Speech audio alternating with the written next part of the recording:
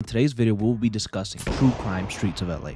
True Crime Streets of LA is an open-world action-adventure game developed by Luxoflux and published by Activision. It was released on the GameCube, PlayStation, and Xbox in March of 2003. Luxoflux was an American video game developer started by Peter Morawick and Adrian Stevens in January of 1997 and based in Santa Monica, California. The developer worked on other games like Shrek 2, Star Wars, and Transformers: Revenge of the Fallen. Sadly, Luxoflux went defunct in 2010 after Activision decided to shut it down. True Crime Streets of LA follows LAPD detective Nicholas Kang, who is a no-nonsense type of detective. He ends up recruited by the Elite Operations Division due to ongoing bombings in Chinatown. However, he is thrust deep into his assignment after he finds connections to the disappearance of his police officer father 20 years earlier. For all intents and purposes, True Crime Streets of LA was released to fairly positive reviews. Some of these include a 9 out of 10 from IGN, an 8.5 out of 10 from Game Informer, and a 7 out of 10 from Eurogamer. On Metacritic, it holds a 77 out of 100 for the PS2. The game was inspired by Hong Kong action films, according to the vice president of Activision at the time. Streets of LA looked to pair 3D person beat-em-up styles of gameplay with vehicle combat games. Despite this, it was still labeled a Grand Theft Auto copycat. It was released soon after GTA 3, which came out in 2001, and the beloved GTA Vice City releasing in 2002. However, many felt that this game could stand on its own, and one of the more praised aspects of it was its rendering of Los Angeles, with many locations being true to life and the use of actual street names. But for many, the story fell short and the gameplay seemed like it needed more time in the oven, and one of the biggest downfalls was the dislike for the game's protagonist. Despite all of this, the game was considered a commercial success, bringing in $65 million in the United States for the PlayStation 2 by the year 2006. It is one of PlayStation's biggest releases, ranking in at number 27. It sold over 300,000 units for the PlayStation 2. The gameplay varies between shooting, fighting, stealth, and driving, which is your standard for most open-world action-adventure games. In terms of feeling, it plays better on consoles like the PlayStation 2, Xbox, and GameCube. The PC versions aren't as good, however, with many glitches and bugs still being reported as of 2023. Now, on a personal note, True Crime Streets of LA is one of my most memorable games growing up. It's a game that I played over and over without really understanding its plot. I just knew that I was a really cool cop with a gun and free reign in a big city like Los Angeles, with very good voice acting,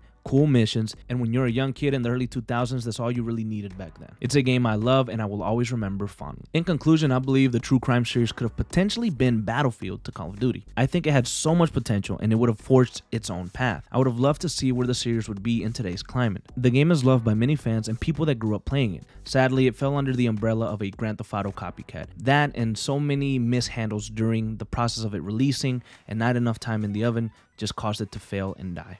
I just want to say thank you for tuning in to this new series on the channel titled Retro Chamber, where we look at some of the best classic games made. If you have any suggestions of some games that you would like to see in the next video, please let me know down in the comments below and I can get to working on that.